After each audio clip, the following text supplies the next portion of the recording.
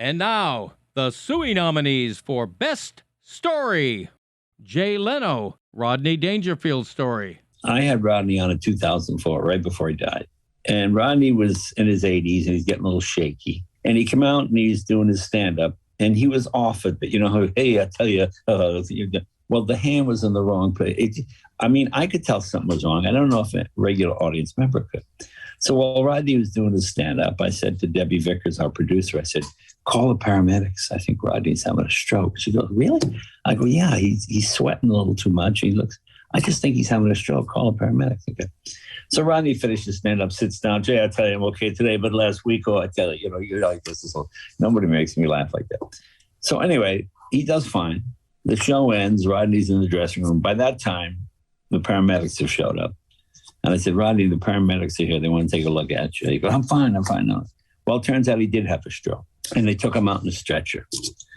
And Rodney went to the hospital. And about a day or so later, I got a call from Joan, his wife. She said, Jay, Rodney's in a coma. We don't know how much time he has left. Can you come by? I said, okay. So I ran down the hospital, and she says to me, Rodney's lying there with his eyes open. And she goes, Jay, I think Rodney can hear everything we say, but he can't respond. So I'm telling Rodney how much I love him and how much he meant to me and Seinfeld and all the guys, and he was the one we all looked up to, So then Joan says to me, Jay, put your finger in Rodney's hand. She goes, Rodney, if you know it's Jay, try to squeeze his finger. So I feel just a hint of a squeeze, And I went, Rodney, that's not my finger. And Rodney went like this. And he literally jumped. And Joan screamed, he knew, he got the joke. And I said, and we all had a good laugh. And he died right after that. And some people might think that's cruel. But if you're a comic, that's kind of what it is. It was really fun. It was. It is beautiful. It is beautiful. The guy who plays Elvis, the Kenosha Kingfish mascot, tells the story of A.J. Dillon knocking his mascot head off. So I get up, I turn around, I get hit. Basically, I'm like, ugh. My head comes flying off. And so I'm just worried about all the kids in the stands who just saw headless Elvis. And so, I try to get back to get my head on as quickly as possible. And right when I got hit, I was a little stunned. And so I kind of got up. I kind of acted like it was supposed to happen. So I was like pumping up the crowd and stuff. And then the mascot does. You're good. Exactly what I was doing. It's a real pro. Yeah, I just put the head back on, went back to the office to recuperate a little bit. And then it wasn't the same the rest of the night, to be honest. Right. The energy or your head? Your head was fuzzy? I was just out of it, to be honest. That was the only thing I was thinking about. I was walking around the ballpark. I was like, everybody just saw me get annihilated by A.J. Dillon. And everybody's coming up to me, oh, you just got rocked. I was like, yeah. Did AJ apologize or? Yeah, he apologized later. Right. I got an autograph from him and Jordan Love, who was also at the game. Nice. I got a picture. And so, but I don't think he has any regrets, though. I'll say that. It was backup night at Kenosha. Van Lathan tells the story of his confrontation with Kanye West at TMZ. I didn't know that he was coming in that day. They had made this interview with him. He was coming on TMZ Live, and I got told maybe 10 minutes before he walked in. And they said all the mics are going to be down. It's going to be Harvey, Charles, and Kanye talking. But Kanye decided to invite everybody else in the room to be a part of the conversation. Like, he would say something, and he would be talking to them, and he would turn around, he would scream at everybody, blah, blah, blah, blah, whatever. And there was a part where he also says some other stuff too. He said, slavery, 400 years, that seemed like a choice to me. Okay, well, we could talk about that as people who have brains, and that's obviously stupid, right? Obviously demonstrates a vast ignorance when it comes to the history of slavery, to chattel slavery in America, to the slave trade itself, and to the generational bind that black people, his ancestors, mine and his ancestors, were in. So he says that, I don't say anything. He turns around and he asks everybody. He goes, does it feel like I'm thinking freely right now? He said that to us. And I'm like, no. I'm like, you know how I was feeling? I was like, I'm glad you asked, mother. No. It doesn't feel like you're thinking anything. It feels like you're just saying shit. And you're doing this, and it hurts because you're a cultural hero. You're an icon. We gave you this big-ass cultural gun. And we said, yay, in your music and in everywhere else you go use it on the people that's looking at us wrong. You inspired me. You energized me. You gave me so much. You were out making songs about things that I felt like you couldn't make a hot rap song about. When they put the mic on you, you said George Bush doesn't care about black people. That's how we felt. By the way, it wasn't just black people. Do you know how many people in New Orleans, period? We was all some niggas at that point. Like, we're just the people in New Orleans, black, white, red, or green, that were like, yo, finally someone's being like, they not paying attention to what's happening with us down here, right? So when I said I'm disappointed, I'm hurt, I'm appalled by what you've become, I meant it. And he listened. He was listening. So I think a lot of people, number one, it wasn't a venue where people would have expected that to happen. No. No. And then number two, it's a gentler. I don't think of TMZ as gentle, but there, yes, I wouldn't expect. I would expect Celebrity Kiss Ass. Right. It wasn't a venue where people expected that to happen. And number two, I don't think people had, because you only get little bits on there. I don't think people had seen enough of me to understood that I like had that in me. But after that, like, life changed like right away, and just like that, right then, right there, yeah. Bill Lawrence tells the story of how he decided to make a kind show with Ted Lasso. I told my daughter a story that there was, and I'll leave names out. There's a high school party when I was a senior in high school, and I kissed a girl that I thought was single, but it turned out she was not single. She was back together with her boyfriend, who was one of those bullies that we all remember, but he was the kid from high school that would never leave town, that didn't go on to college, and I zeroed in. I knew I was going to get beaten up because it was one of those horrible nights where everybody gathers outside of a party in a circle and they're going to watch you. It's like some rite of passage.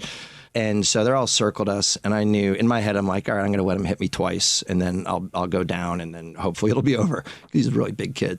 And he said, go ahead, Lawrence, why don't you say something funny now?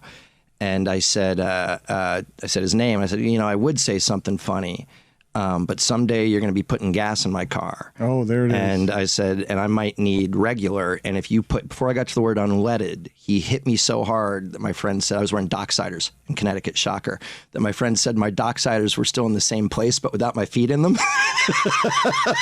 And because you had just hit him from the height of, like, with the movie line of condescension, the way that you would write it in a script if you were trying to be the dick, yes, who was making the young man infuriating him in a way that makes it earn that he hits you like that. Here's the point of the story. I go, Charlotte, some people, my daughter, I could tell that as a fun memory. But when I was 24, I came home from LA to Connecticut, and I was writing on the show Friends, and I got out of the car from the airport, and he was mowing my lawn. He was working for a local landscaping company, and it didn't feel good at all. I felt like a horrible person and a piece of garbage, and our eyes met, and I know that was a horrible moment for him, because literally the last time we had contact was me saying that to that guy. And you could tell that story if you're a jerk of like, and then he got his because I came home. My guess is that you probably wanted to go talk to him or something. That you didn't want to just lock eyes. I didn't even know how to do it, man. I was so young. You know what I mean? But it's literally a story that haunts me. I'm telling it to you now. I can see it like it was yesterday. And I think that's the evolution as you grow up, maybe away from the snark. Judd Apatow, Steve Martin's story. It's so funny because as a kid, you just don't understand, like, you shouldn't walk up to people's homes. You guys don't want, like, strangers, listening to the show, just walking up to your house. But I didn't know that at 13, so I just saw him outside his house and walked up to him and asked him for his autograph. And rightly, he said no, because I don't do that at my house. And so I sent him a letter and said if he didn't send me an apology, I was going to send his address to Homes of the Stars, and he would have tour buses pass about 20 cars. You're actively threatening Steve Martin for not giving you an autograph. But then he sent me a book, and it said, he wrote in it, "To Judd, I'm sorry. I didn't realize I was speaking to the Judd Apatow." And the funny thing about that's so crazy. That was 42 years ago. I'm old as shit. We all are. Stugotz, Kanye West Story. It was the Super Bowl week. The Bears were down here playing, I believe, the Colts. Rex Grossman made a Super Bowl. It was Bears-Colts, Prince at halftime. And I told Joel, hey, let's just go get a shack in Fort Lauderdale. We'll broadcast from there. We'll do all the shows from there. We'll destroy the house. We agreed. He thought it was a good idea. And he came back to me 5 days later with a contract for the Versace mansion for a week. I mean, that's not what I wanted. And he told me to monetize it. He threw the contract on my desk. He said, monetize it. I said, did you sign the contract? I'd like to review it first. He said, it's already signed. Go monetize it. I'm like, how do you monetize a house? Like, what do you want me to do with it? But it was a great week. Like, I slept in the house. Kanye West rented a room. I passed Kanye while I had to go to the bathroom one morning. He said hi to me. I said hi to him. I mean, it was amazing. It was a fun week. That also put us out of business. I mean, well, you're doing just fine to put him out of business. He's doing just fine as well, I think. I hope. He went to jail. Wait, that was while he owned the station, Roy. Stand-up comedian and friend of the show Brad Williams, Hassan Minhaj, celebrity basketball game story. Hassan Minhaj is on my team, great comic, a friend, and Ray Allen is also on our team. Mm-hmm. I had an assist to Ray Allen. It's one of the highlights of my life. So we're down in the game. Our team is down in the game, and then we start a ferocious comeback. Comedian Adam Ray had some points, and then we're coming back. Hassan steals the ball. Oh my God. We need a 3 to tie. And we need this 3. He steals the ball. He's coming down. He has Ray Allen on the wing. Don't say it.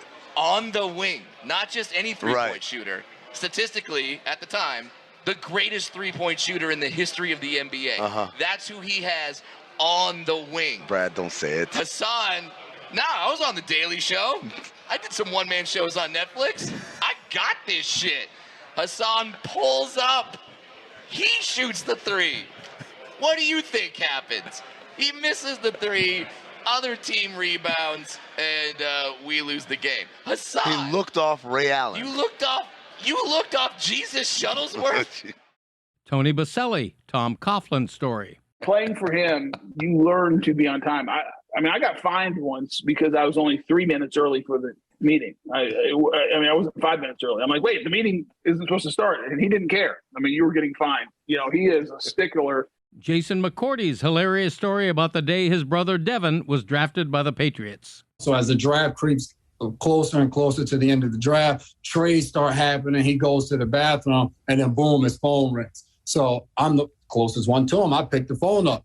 Hey, how you doing, Devin? This is Mr. Kraft on the phone. So there's no time to sit there and say, well, hey, this isn't Dev, this is my brother. So I'm like, hey, Mr. Kraft, how you doing? Hey, we're going to take you to this next pick. Oh, I'm fired up. Can't wait to get to New England, blah, blah, blah. He goes, all right, I'm going to get ready. I'm going to hand the phone over to Coach Belichick. That's when I ran to the bathroom, slid the phone under the door. I had just spent the year in Tennessee, and all the Belichick rumors. I'm just like, I don't want to talk to this guy on the phone. He's mean, whatever. So I slide the phone to Dev. So to this day, I don't know if Robert Kraft knows that he actually drafted me in the first round, and my name wasn't on the check. So I guess it didn't really matter. Joe Buck, San Francisco Giants Story. San Francisco, I remember I was packing up my backpack after a World Series game at whatever it's called. Then it was, I think, AT&T Park. And this father and son were down there, and they're, Mr. Buck. And I'm packing my stuff up, and eventually I look over, and I wave to him, and this little kid and his father both gave me the finger, which was, I'm sure, a moment that they talk about still to this day. I wanted to take the kid immediately away from his father and just say, you need to do better, sir. But at least it's not sitting with you, though, Joe. No, that's true. Right. And hey, whatever. As long as people know I'm there, I guess that's a mild win. Amin El-Hassan, Rasheed Wallace Story. So we're playing the Pistons, and Rasheed Wallace is in prime form, MFing every ref on every call. And not just, hey, where's the effing call? It's like, you blind, stupid mother effer, what are you looking at? Glenn's Craft is closed 2 hours ago. You could have gotten that, like, just going off, and we're just playing. Amari Stoudemire goes up, gets fouled, no call, misses the misses the layup. Action's going the other way, goes, F. And the ref goes, tee up. What? He said, showing up the ref disrespectful language. And we're like, dude, have you listened to Rasheed Wallace all game long? Has been running commentary, not just cussing, running commentary. And I shit you not, the ref says, yeah, but that's just how she talks. David Sampson, story of breaking Muhammad Ali's death. I got a call saying that Muhammad Ali was dead from a friend of mine, and I assumed that the family had announced that he was dead. So I called the people who do the Jumbotron, and I said, let's do an ode to Muhammad Ali at the end of the game. They said, why? I said, he's dead. So we did a rest in peace with a picture of Muhammad Ali. And all of a sudden, PJ Loyello comes down to see me and says, David, he's not dead. We have to go to Louisville and kill him because the whole world thinks he's dead now. And then the side note to that story is I had to pay out of my own pocket $9,000 because in a rush to get it on the Jumbotron, we used an image of Muhammad Ali without permission of Getty. Wow. It became worldwide news, and they sent us a bill for $9,000. I go and I try to expense it with our CFO. He denies it. I go to Jeffrey to say, I am not paying this $9,000. He said, you announced Ali's death. $9,000. I had to pay it. Amin El Hassan almost got in Las Vegas. Grabbing a quick drink at Aria, get a text from my buddy Vinny Goodwill, and Vinny says, hey man, where you at? We're at Cosmo. I said, I'll be right there. So as I'm turning to leave, bump into a young lady. Okay. She makes a funny joke or whatever, and I say, ha, and I make a joke too, and exchange names, and next thing I know, there's a second one there, and then there's a third one there, and everyone's hanging off every word I'm saying. I'm like, Little my spidey sense is tingling. Your third eye started to open up. My third eye opened up, and I saw what was happening. I saw the okie doke that was happening, and the giveaway was when I made a joke, and I got the laugh and pat, and the pat started at my shoulder and ended somewhere south of my pectoral, and I said, I need to go. You can't orchestrate a trap on me. I'm Steph Curry. I'll pass out and then I'll run to the corner. So you're safe. Like they almost got you. They were talking about we got a limo, and I'm like, oh, that's nice. Like, where are we going? I'm like, I don't know where we're going. Oh, I got to go to the bathroom. And she got the hell out of there. I'm telling you, man, Vegas is a dangerous place. Amin El Hassan arguing with a cab driver story. I was in New York. A cab driver tried to not pick me up. I literally stepped out in traffic, so he couldn't go by. He told me, oh, I got a curb app appointment. That's one of those, it's like Uber for taxis. Uber for taxis. And I said, show me the appointment on your phone and I'll get out of the way. He said, oh, I can't because it's mountain. I said, my cousin's recording. He's coming to the side of the car. Show him and I'll get out of the way. He couldn't show it. So then we had like this standoff where he would like Tiananmen Square style. Like I'm just like this and he'll like try to move and I'm like move to the left, move to the right in front of him. Stood there for like 10 minutes having an argument with this dude. Because I hate New York. I said, one of three things is going to happen. Number one, you have a curb app appointment. You show me that appointment, I'll get out of the way. Number two, you let me in this car and you'll give me a ride. Number three, you say, I don't pick up black people, and then I'll get out of the way. This is escalated. It definitely escalated. Yeah. Well, I mean, when you were playing a game of chicken in the middle of the street with a taxi cab, we were already there. So I end up getting in the cab, right? On the way, I'm just giving it to this guy. It's like this. It's it's illegal for you to do this. You're actively fighting with a cab driver. Not fighting. He's taking it because he's giving me lame excuses. Like, well, I had one, but then I canceled it for you. I'm like, you never mentioned that until we're in the car that you canceled the curb app appointment. I don't believe you, sir. I think you're full of shit. And I kept going and going. People are tough with the petition. At the end, tipped him 20%. And I told him I'm tipping. You know why? Because you think black people are cheap or whatever. I'm here to tell you, boom. Because I'm a nice guy, I'm a good guy, I'm tipping you. I'm also reporting your ass. Got out, was on the phone with 311 for an hour. An hour. Was it worth it, or did you feel a little ridiculous after the hour? The rare tip with a negative report. Oh, yeah. That man's life. Did you say I'm television's Amin El Hassan? Absolutely. After in the car, I was like... You wait till I say your name on the jump. Oh, that's what you were saying? No, I said I'm on the #1 podcast.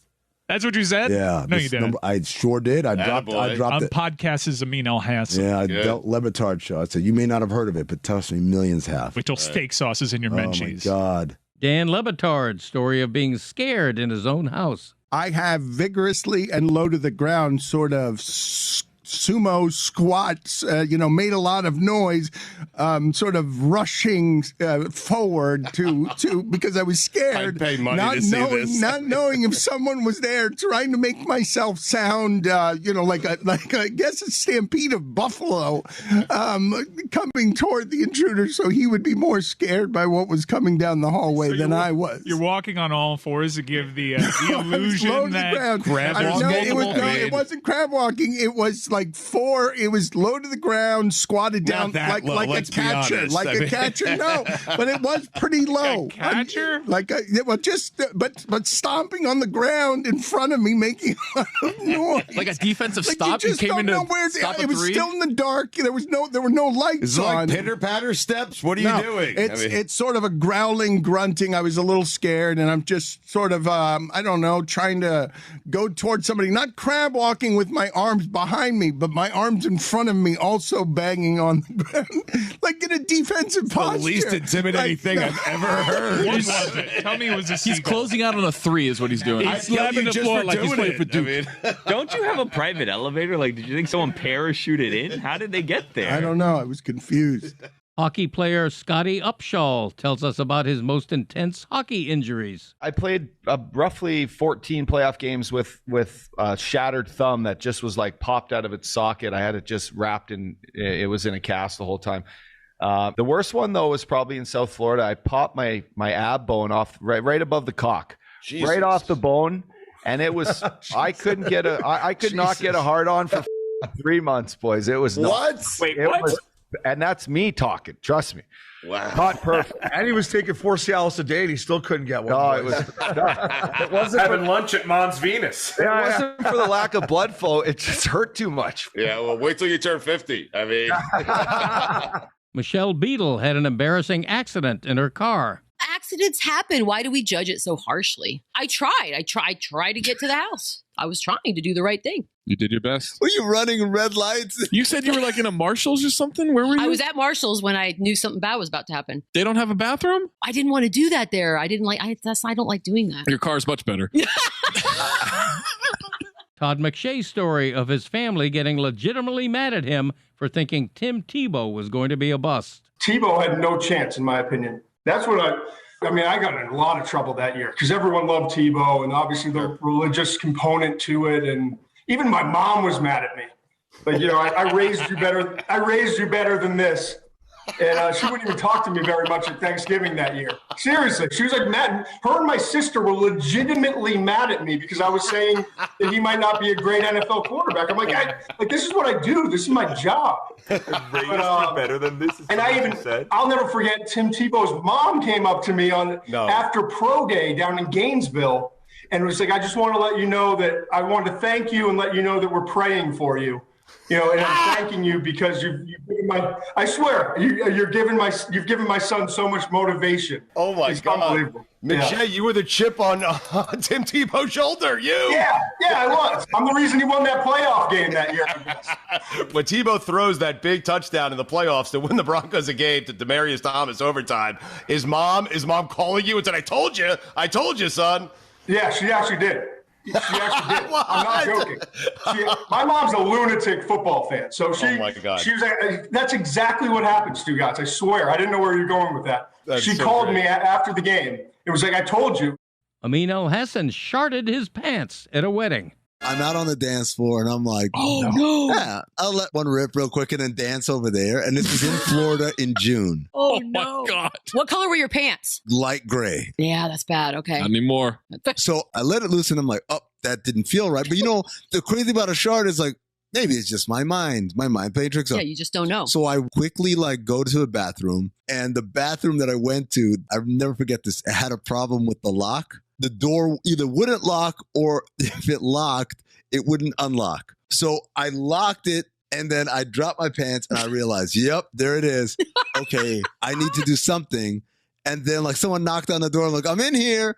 And then I'm like, okay, how do I had 1 foot on the door, 1 foot out. So I grabbed some paper towels and I put it under my carriage, right?